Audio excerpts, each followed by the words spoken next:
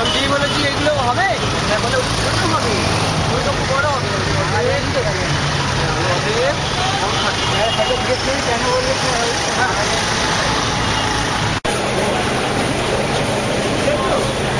আচ্ছা বাড়ি যাচ্ছি, আমাদের বাড়িতে যাচ্ছে, আমাদের বাড়ি হলো পায়রাডাঙ্গা।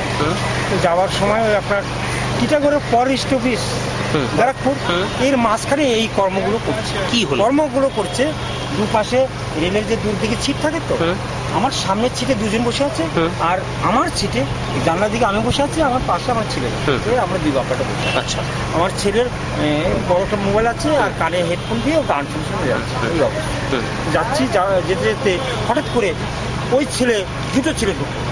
একটা ছেলে ভুজালি নিয়ে ঢুকলো, আর একটা ছেলে বোমা নিয়ে ঢুকলো। ভুজালি নিয়ে সামনে ও এসেই এই কি আছে, বের কর, মানে সে কি ব্যস্ত ঝড়ের মতো, কি আছে বের কর, এই মোবাইলটা, মানে এইরকম ভাবে ওকে ই করছে। যখন মোবাইল চাইছে, আরেকজন কিন্তু ওদিক দিয়ে বোম নিয়ে সেখানে তৈরি হয়ে বসে আছে, না দিলে বোম মারবে। আর আমাদের কাছে বেডিং পত্র বেশ কিছু আছে, মনে করছে যে বেশ অনেক কিছু টাকা পয়সা কিছু আছে, এরকম ধরনের ভাব। তো ও করছিল কি, কানে হেডফোনটা খুলছে, যখনই খুলছে ও মনে করছে বোধহয় আমাকে আক্রমণ করছে। হ্যাঁ, ও ভুজারে দিয়ে খুব ক্লিয়ার আছে, আর ও পাট করে ধরে বলছে।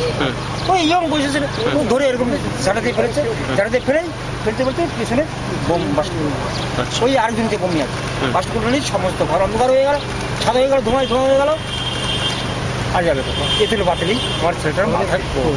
মানে কি যে কোপ, সে মানে ভাষায় প্রকাশ করতে পারি না, রক্তে রক্তাক্ত। এখন কেমন কি আছে? নাম ছেলে আপনার? ছেলের নাম অলক্ষী। কোনো ই নেই, কোনো সেন্স নেই, কি যে অবস্থা, কি বলবো, এক ঠাকুর জানে, ঠাকুর উপরে ভরসা, তিনি। ডাক্তাররা কি বলছে? ডাক্তাররা তো বলছে ভালো বলছে, আপনি জানি না, তিনিই সর্ব। ডাক্তাররা যখন ভালো বলছেন নিশ্চয়ই ভালো, চিন্তা করার কিছু নেই। আশীর্বাদ করুন, আমার ছেলেটা আবার ঠিক সুস্থ বাড়ি। নিশ্চয়ই।